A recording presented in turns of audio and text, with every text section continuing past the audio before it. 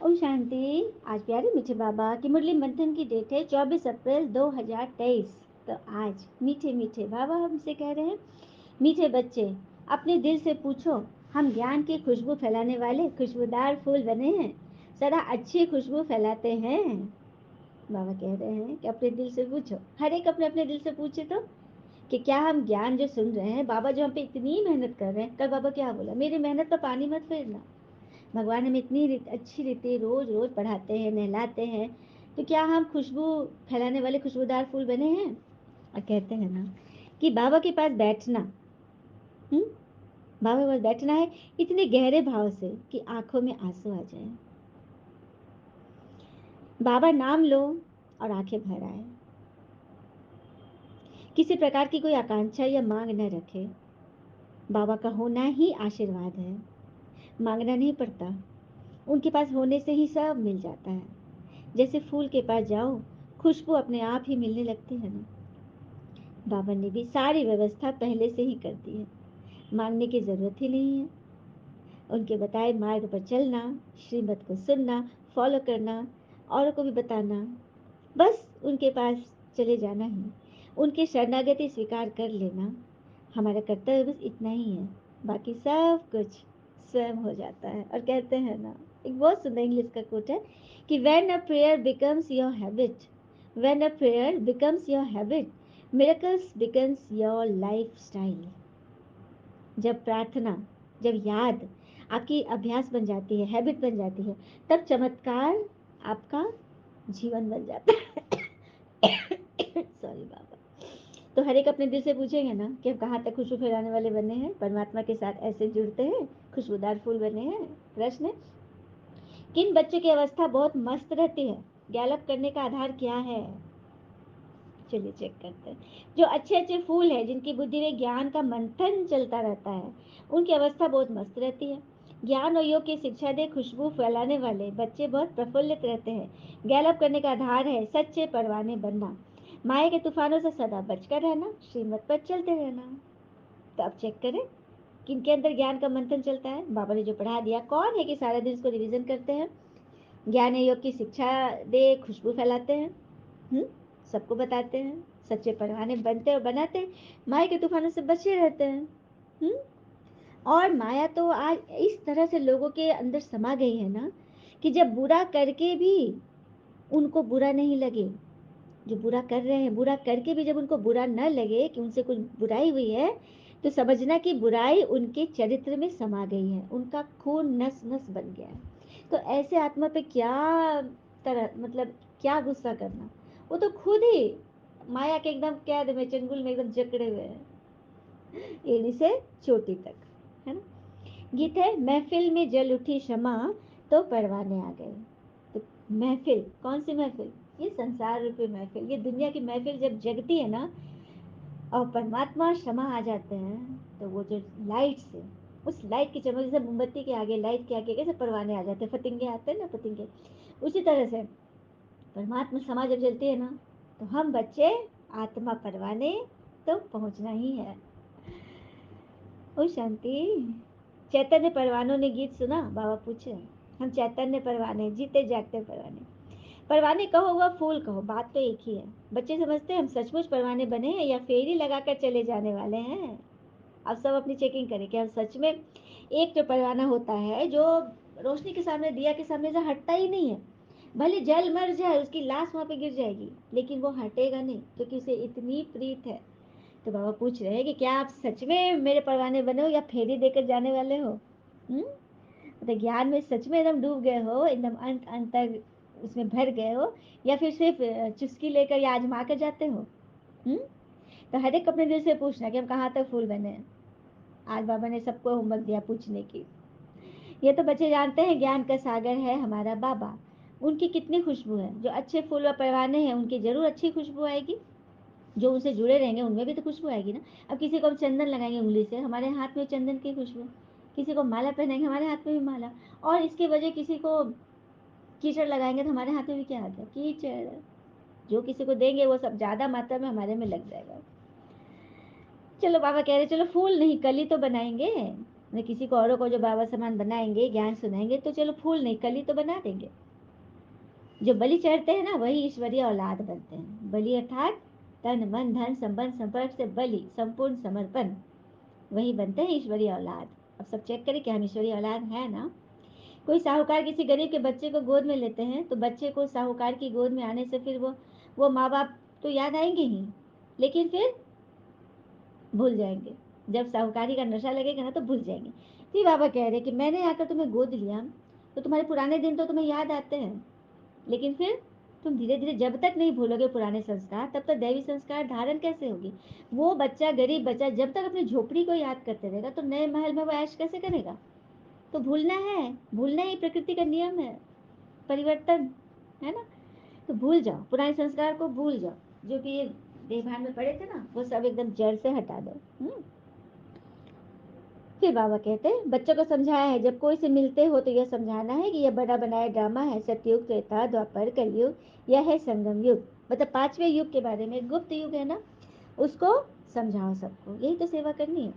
सत्युग के बाद त्रेता का भी संगम होता है, वहां युग बदलता है, परंतु वहां कल्प बदलता है। लेकिन वहां क्या कह दिया गया है, युगे युगे। यही तो सबसे बड़ी भूल है, परमात्मा युगे युगे नहीं आते। चलिए, वो बहुत सुंदर श्लोक है ना, उसे सुनाती हूँ। अथ श्री महाभारत कथा, अथ श्री महाभारत कथा, महाभारत कथा, महाभारत कथा।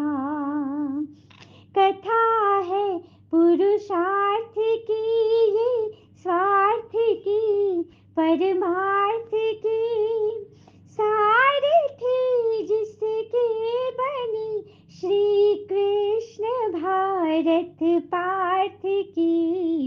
शब्द दिघोषित हुआ, शब्द सार्थक सर्वथा, शब्द दिघोषित हुआ। यदा यदा हि धर्मस्य ग्लानिर्भवति भारत, अभ्युत्थानम् अधर्मस्य, तदात्मानं सृजाम्यहम्, परित्राणाय साधूनां, विनाशाय च दुष्कृतां, धर्म संस्थापनार्थाय संभवामि संगम युगे। सीख हम बीते युगों से नए युग का, करे स्वागत, करे स्वागत, करे स्वागत, करे स्वागत। आ आ आ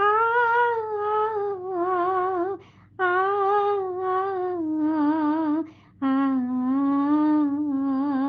भारत की है कहानी, सदियों से ही पुरानी, है ज्ञान की ये गंगा, शिव बाबा की अमर वाणी। ये विश्व भारती है, शिव शक्तियों की आरती है नित्य नई कहानी, बाबा की ही जुबानी। विश्व भारती है, वीरों की आरती है, मुरली की मीठी बातें से बने मौज में जीवन रातें। ओम शांति। तब प्यारा मीठा सा गीत है ना, जो युगे युगे को बदलकर हमने संगम युग कहा, क्योंकि सत्युग के बाद त्रेता का भी संगम, लेकिन उसमें कलाएं कम होती जाती है, तो भगवान युगे युगे नहीं, बल्कि भगवान संगम युगे कल्प में एक बार आते हैं। बाबा कहते हैं जब सब तमो प्रधान बन जाते हो, कलयुग का अंत होता है, ऐसे कल्प के संगम पर मैं आता हूँ। तो ये गीत हमें पूरा बताया है ना कि भगवान की जुबानी और हम ऋषियों के द्वारा, हम राज ऋषि के द्वारा ये पूरा युग परिवर्तन हो रहा है। यह बाबा बैठे परवानों को समझाते हैं, लेकिन परवानों में भी नंबरवार हैं सभी। हम्म श्रीमद् भागवत गीता कहा जाता है, शास्त्र तो बाद में बैठे बनाए हैं, जब भगवान आकर इस संगम पर ज्ञान सुनाते हैं उसके बाद फिर द्वापर आएगा तब शास्त्र आदि बनेंगे। तो मनुष्य ने बनाया, हमारे ऋषियों ने बनाया, है ना। फिर बाबा कहते हैं कि तुम लोग देवी देवता धर्म वाले थे, लेकिन अपने धर्म को भूल के हिंदू धर्म कर देते हो, यही है कड़े ते कड़ी भूल। क्योंकि हिंदू देश के नाम पे तो कोई धर्म होता ही नहीं ना, कोई यूरोपियन धर्म, बुद्धिस्ट धर्म नहीं बोलते, क्या बोलते हैं, हाँ, धर्म स्थापक के नाम पे होता है, बुद्ध के नाम पे बुद्धिस्ट धर्म, ये नहीं कि चाइना धर्म, जापानीज धर्म, ये नहीं होता। तो फिर हिंदू धर्म भी नहीं है, क्योंकि हिंदुस्तान के नाम पे धर्म का नाम नहीं, हम सब सनातनी हैं, हम आदि सनातन देवी देवता धर्म के हैं, ये बात है। फिर बाबा कहते हैं एक ही बार मैं आकर तुम्हें दुखधाम से निकाल सुखधाम का मालिक बना देता हूँ। तुम कहेंगे अभी हम नरक के मालिक हैं, दुनिया को तमोप्रधान तो बनना ही है, क्योंकि नई चीज पुरानी तो होगी ही होगी। हम्म मनुष्य सन्यासियों को गुरु बनाते हैं क्योंकि वो पावन है, लेकिन गुरु द्वारा पावन नहीं बनते, सदगति नहीं होती। सदगति अर्थात साथ ले जाना। क्या गुरु कोई कहते हैं कि मैं तुम्हें अंत समय तक साथ रहूंगा तुम्हारे? कोई कह सकता है? ये गारंटी कोई दे सकता है सिवाय बाबा के? परमात्मा ही गारंटी दे सकते हैं, क्योंकि वह जन्म मरण में नहीं आए। वो भी जन्म मरण में आते ना तो राम जी की तरह उनका भी शरीर छूटता, कृष्ण जी की तरह उनका भी शरीर छूटता। नहीं, परमात्मा तो सबसे ऊपर। और बाबा कहते हैं कि मैं बार बार समझाता हूँ, बच्चे मंजिल बहुत भारी है, इस समय तुम पुरुषार्थ करते हो जबकि दुखी हो। तुम जानते हो सत्युग में हम बहुत सुखी रहेंगे, वहां यह पता नहीं रहेगा कि हमको फिर से दुखधाम में जाना, मतलब ये भी ज्ञान नहीं रहेगा कि हम दुखधाम से यहाँ आए थे फिर से हमको जाना है, तो वहां पे भी तुम मूंज हो जाएगी ना, मन फंसेगा ना कि हम ऐसे थे हमको ऐसा बनना है। हम्म फंसेगा कि नहीं फंसेगा? और कहते हैं ना कि कोई भी संस्कार ना पहली बार में बड़ा इजी होता है पकड़ना, जैसे कि झूठ बोलना पहली बार आसान हो सकता है पर बाद में सिर्फ परेशानी ही देता है, और सच बोलना पहली बार बोलना कठिन होता है लेकिन बाद में सिर्फ आराम ही देता है ना। इसीलिए संस्कार अभी धारण करने, सच के साथ सदा सच बोलना, और सच तो मीठो नच, है ना। फिर बाबा कहते देवताएं को भी इतना गुण नहीं है, इतनी महिमा नहीं है जितना तुम्हारी है, क्योंकि तुम ब्राह्मण बच्चे ईश्वर के कुल के हो, ईश्वरीय संप्रदाय के ईश्वर के बच्चे हो। देवी देवताएं तो देवी देवता के बच्चे होंगे, मनुष्य के बच्चे होंगे जिनमें दैविक गुण होगा, लेकिन तुम हो ईश्वर के डायरेक्ट बच्चे, तुम ईश्वरीय औलाद हो, परंतु नंबरवार। नंबरवार सभी नंबर वन में तो नहीं है ना। क्लास में क्या सभी बच्चे नंबर वन रहते हैं? नंबर वार रहते हैं ना, रैंकिंग होती है ना, जैसा पढ़ेंगे वैसा नंबर मिलेगा। तो बच्चे देह अभिमान छोड़ो, देह अभिमानी बनो, निरंतर याद करो, पर तो सदैव याद कोई कर नहीं सकते। याद रहेगी नंबरवार पुरुषार्थ अनुसार, सो भी रिजल्ट अंत में निकलेगी। बाबा तो है ही सुखदाता, ऐसे नहीं कि दुख भी बाबा ही देते हैं। देखो भगवान तो, बच्चे तो भगवान के ही सारा को डाल देते हैं, सुख भी देते तो दुख भी देते, बाबा बस रास्ता बताते हैं, सुख का भी रास्ता बताते हैं तो दुख का भी रास्ता बताते हैं। अब चॉइस हमारी, हम किधर जाए, है ना। इसे तो बाबा कहते हैं श्रीमत पे चलो, आसुरी मत पर तुम चलने से कितना दुखी बन गए। बच्चे पिता और टीचर अथवा बड़ों की आज्ञा न मानने से दुखी होते हैं, दुखदाई खुद बनते हैं और फिर माया के बन पड़ते हैं। माया के बन पड़ते, माया की मुरीद बन जाते हैं। ईश्वर एक ही बार आकर हमको मत देते हैं, माया तो आधा कल से है ही, मत देती रहती उल्टे सुलटे मत, माया के मत पर चलते 100% दुर्भाग्यशाली बन गए। कल बाबा ने धर्मराज की वाणी में क्या बोला था कि तुमने इनडायरेक्ट जितने विकर्म किए उसका तुमको हद का और अल्पकाल का सजा मिला, लेकिन अभी डायरेक्ट भगवान का बनकर यदि विकर्म करोगे, माया के वशीभूत रहोगे, दरवाजा खोल दोगे, तो फिर हमसे मत पूछना, फिर जो होगा वो कर्मों के अनुसार तुम्हें मिलेगा, सजा मिलेगी। और बोला कि महिमा अपरम अपार है देवी देवताओं की, बाबा की तो दुर्दशा की भी महिमा अपरम अपार होगी, दुर्दशा भी इतनी मिलेगी जो कभी कल्पना भी नहीं की होगी। ऐसा होगा, बाबा ने तो कड़े कड़े वाणी में कह दिया। बच्चे कितना समझे हैं बाबा चेक करेंगे, चार्ट द्वारा चेक कर सकते हैं। तो जो अच्छे अच्छे फूल है वैसी खुशी में सदैव मस्त रहेंगे कि हम तो भगवान के नंबर वन परवाने हैं। साहूकारों को तो डर लगा रहता है कि कहाँ ना हमारा कोई पैसा ना ले ले, उनको नींद नहीं आएगी, नींद की दवा खा के सोएंगे, क्योंकि सारा दिन सारा समय धंधा तो इधर उधर फैलाए हुए, कहाँ ना कहाँ बिजनेस, विदेश से लेकर कहाँ कहाँ, तो उनको नींद कहाँ से आएगी? सारा दिन तो दिमाग में वही चलता रहेगा। तो दान हमेशा गरीबों को दिया जाता है। सुदामा की बात है ना, कल का दिन था ना, सुदामा को भी कल ही के दिन, अक्षय तृतीया के ही दिन सुदामा को महल माड़ी मिल गए थे। तो चावल चपटी लेकर उनको महल मिल गया। तुम हो गरीब, समझो कोई के पास 25-50 रुपया है, उनमें भी एक आना दे देते हैं, साहूकार 50,000 दे तो भी इक्वल हो जाता है। क्या बात है। इसलिए गरीब निवाज दीनानाथ कहते हैं भगवान को। बाबा ने समझाया है, यहाँ के गरीब वहाँ साहूकार बन जाते, वहाँ के साहूकार यहाँ के गरीब। साहूकार गरीब बन जाएंगे सतयुग में, और गरीब साहू जो जितना समय देगा धारणा करेगा उतना उसको पद मिलेगा। फिर बाबा कहते हैं सन्यासी ऐसे नहीं कहेंगे कि वह तो पैसे लेकर अपनी जागीर बनाते हैं, शिव बाबा थोड़ी बनाएंगे। सन्यासी पैसे मिलते तो उनका महल माड़ी तो बन जाता, लेकिन बाबा क्या करते हैं, वो हमारे लिए ही लगाते हैं। वो कुछ भी हम उनको दे रहे हैं ना, तो वो हमारे लिए ही लगाते हैं, क्योंकि अंत में बच्चों को यहाँ कर रहना है। बाबा का ही बच्चों का ही घर बना रहे ना बाबा, सत्युग में महल बन रहा है। ये तो समझने की बात है ना कि हम यात्रा पर हैं, थोड़े समय बाद विनाश होगा, हम जाकर फिर प्रिंस प्रिंसेस बनेंगे, किस्म किस्म के फूल बनेंगे। तो हर एक बच्चों को समझना है कि हमारे में कितनी ज्ञान की खुशबू आती है, कितनी खुशबूदार हम बने हैं। आत्मा को ज्ञान है। मैं आत्मा अपने इस भाई को समझाता हूँ। जैसे आत्मा जब इस आत्मिक भान में किसी को ज्ञान सुनाएंगे ना, तो वो टचिंग होगी। जैसे परमात्मा पिता हम आत्माओं को समझाते हैं, हे आत्मन तुम आत्मा हो, मैं तुम्हारा पिता परमात्मा हूँ। तो बस इसी तरह से आत्माओं से बात करना है। मैं परमात्मा, तुम आत्माओं से बात करता हूँ। तुम कहेंगे हम आत्मा सुनती हैं, आत्मा को सुनाते हैं। हाँ, अपने को आत्मा समझकर हर किसी को ज्ञान समझाना है, सुनाना है। बच्चे कहेंगे हम आत्माएं ब्रदर्स हैं, आपस में भल मेल फीमेल कोई हो, भाई बहन हो, लेकिन हम तो आत्मा है, आत्मा पुरुष है। पहले ही वार्निंग दो, मैं आत्मा से बात करता हूँ। आत्मा को न तो मेल कहेंगे न फीमेल कहेंगे, आत्मा तो न्यारी है इन चीजों से। तो बस मैं एक आत्मा हूँ, यही काफी है। इससे देह अभिमान टूटता है। आत्मा को इंजेक्शन लगाना है, किस बात का, कि मैं आत्मा हूँ, मैं आत्मा हूँ, मैं शांत स्वरूप, मैं प्रेम स्वरूप आत्मा हूँ। तो इंजेक्शन लगाते जाओ और आत्मा को बलवान बनाते जाओ।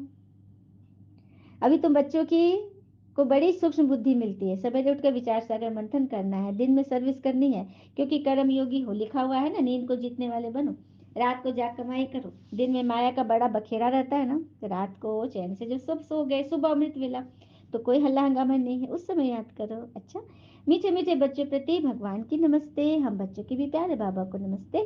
धारणा के लिए मुख्य सार, पहले पॉइंट, देही अभिमानी बनने की मेहनत करनी है। हम आत्मा, आत्मा भाई से बात करती हूँ, आत्मा बोलती है, आत्मा ऑर्गन से सुनती है। यह अभ्यास करना, क्या अभ्यास करना है, मैं एक आत्मा हूँ, मैं आत्मा भाई से बात कर रही हूँ, मैं आत्मा कानों से सुन रही हूँ, मैं आत्मा मुख से बोल रही हूँ, मैं आत्मा देख रही हूँ।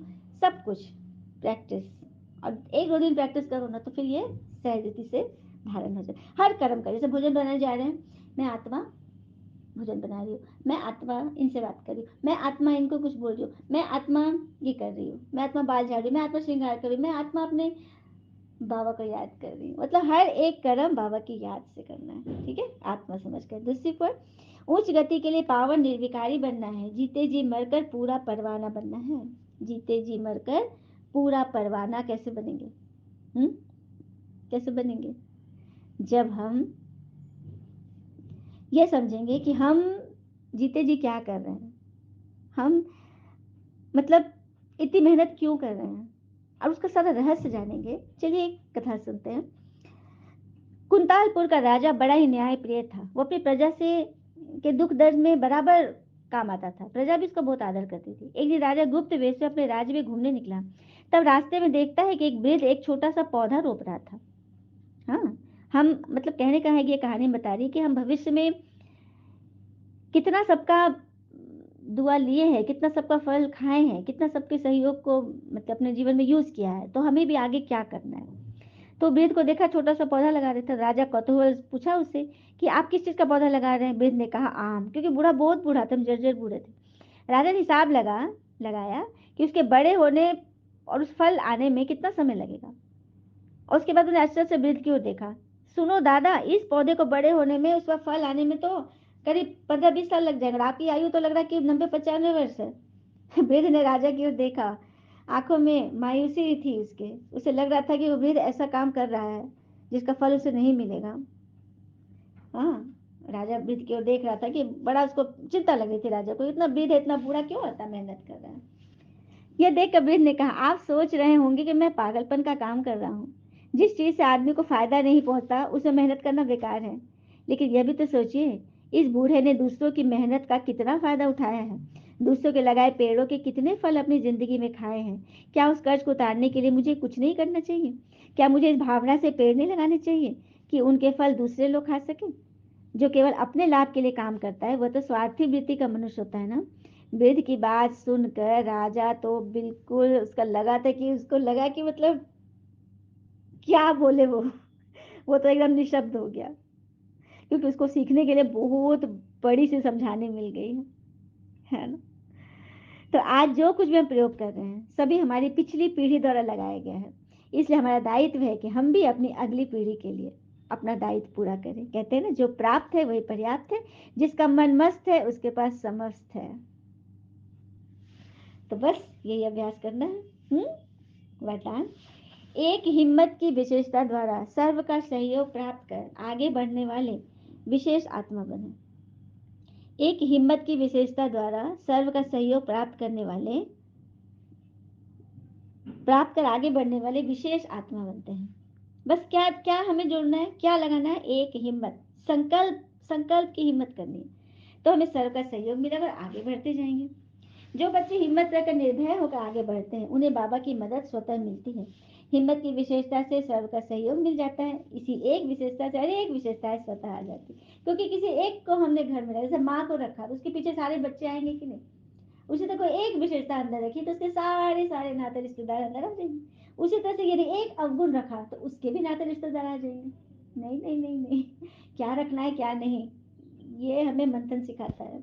मन बुद्धि को क्लीन करना और धारणा की क्लास तो बात मत पूछो, उसका तो कोई जवाब ही नहीं है ना। मैं आत्मा भी इसकी कायल हूँ उस क्लास की। इसी विशेषता को औरों को भी दान और वरदान देते रहो, अर्थात विशेषता को सेवा में लगाओ तो विशेष आत्मा बन जाए। जो भी आपके अंदर विशेषता है उसको सेवा में लगाते जाओ, बढ़ाते जाओ, समय देते जाओ, तो बन जाएंगे विशेष आत्मा। स्लोगन, बुद्धि से इतने हल्के रहो जो बाबा अपनी पलकों पर बिठाकर साथ ले जाए। जिसका मन हल्का होता है ना, जिसका मन एकदम सोना है ना, तो बाबा उसको अपनी पलकों पर बिठा, क्योंकि वो तो हल्का हो गया ना, उसके अंदर कोई बोझ नहीं है, किसी तरह की कोई कोई क्वेश्चन नहीं है, किसी चीज का हिसाब किताब उसको नहीं करना, वो बस सब कुछ बाबा पे सौंप दिया है, वो एकदम हल्का बन गया है। तो मन बुद्धि से एकदम हल्के बने, फील करें कि हम बाबा के साथ उनकी बाहों में, उनके पलकों पर बैठकर ऊपर उड़ रहे हैं। अच्छा, ओम शांति। शुक्र उठे बाबा, वो बाबा के प्यारे प्यारे बच्चे। आप सबका दिन सदैव शुभ हो। ओम शांति।